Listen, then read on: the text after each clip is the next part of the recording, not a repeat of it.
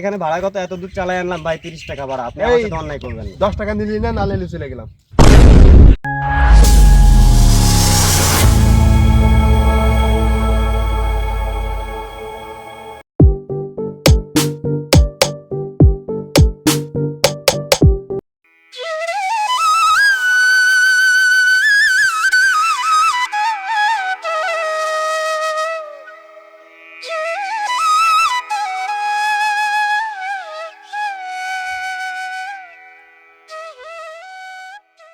কই রে বাবা রায়হান, দিকে আইতো বাজান।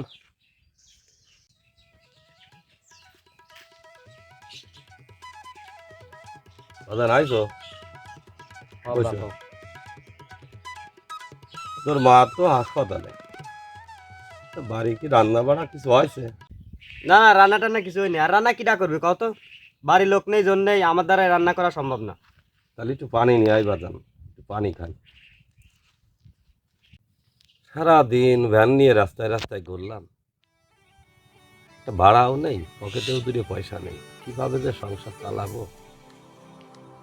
আল্লাহ জানে। এই যে নাও পানি।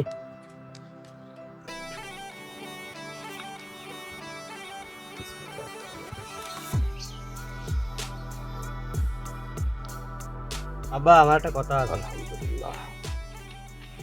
ক কি কবি? আমার যতগুলো বন্ধু আছে সবাই পাঁচার তলে মোটর সাইকেল দিয়ে ঘোরে। হুম।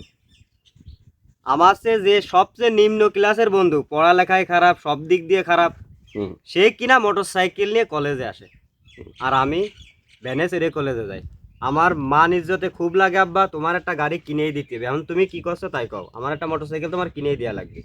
করছি কি বাজান, তুই তো জানিস তোর আব্বা ভ্যান চালায়, তোর মা রয়েছে হাসপাতালে, তো ছোট দুটো ভাই বোনের আমি ঠিক মতো খাওয়াতে পারতেছি না, পড়াতে পারতেছি না, তার মধ্যে তোরা তিনটে ভাই বোন লেখাপড়া করিস, এই খরচ জোটাতেই তো আমি হিমশিম খেয়ে যাচ্ছি। মোটর সাইকেল বড়, তুই গত বছর একবার মোবাইল কেনার বায়না ধরলি, গরুটা বেচে তোর মোবাইল কিনে দিলাম, এখন তো সে গরুও নেই পালে, আমি তোর কি বেচে মোটর সাইকেল কিনে দেবো এখন? আমি তোমার কাছে বেশি কিছু শুনতে চাচ্ছি না আব্বা, একটা মোটর সাইকেলই তো। তুমি যেভাবে পারো, তুমি যদি আমার সওয়াল ভাবো, তাহলে তোমার মোটর সাইকেল আমার কিনেই দেওয়া লাগবে। আমি মান সম্মান নিয়ে চলতে পারতেছি না এলাকায়। কিনেই দিতে হবে? আমার মোটর সাইকেলটা কিনেই দিতে হবে। আচ্ছা বেশ, মোটর সাইকেল আমি তোর কিনে দেবো, কিন্তু আমার একটা শর্ত আছে। কি সত্য কও তুমি? আয়, এদিকে আয়।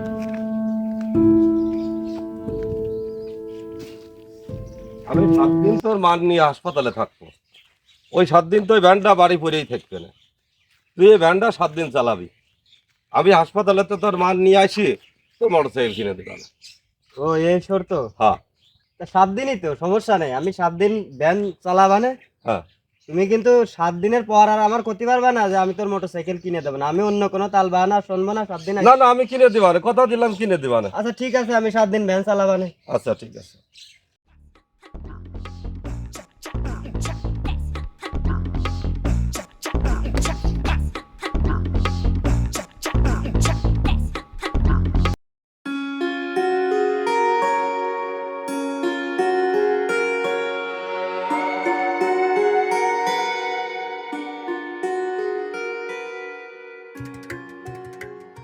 এই ভাই দাঁড়ান, আমার গাড়িটা নষ্ট হয়ে গেছে, তো ওই মাঠের ভিতরে যাবো বুই দেখতি, আমার একটু নিয়ে হাট। ভাই ওঠেন তাহলে।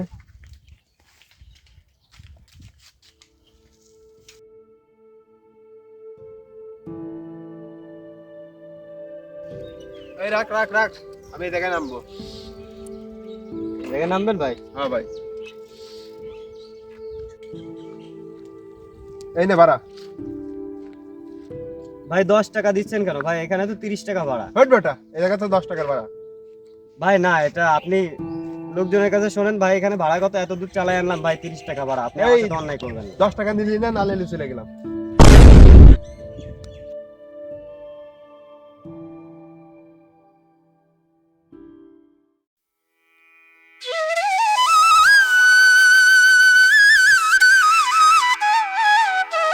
দশটা টাকা ইনকাম করতে কত কষ্ট।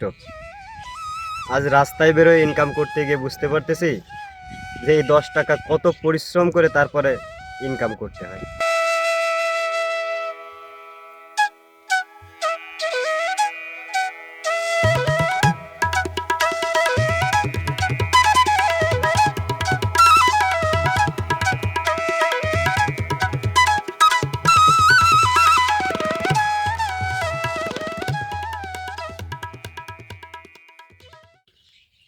বাবা আছিস?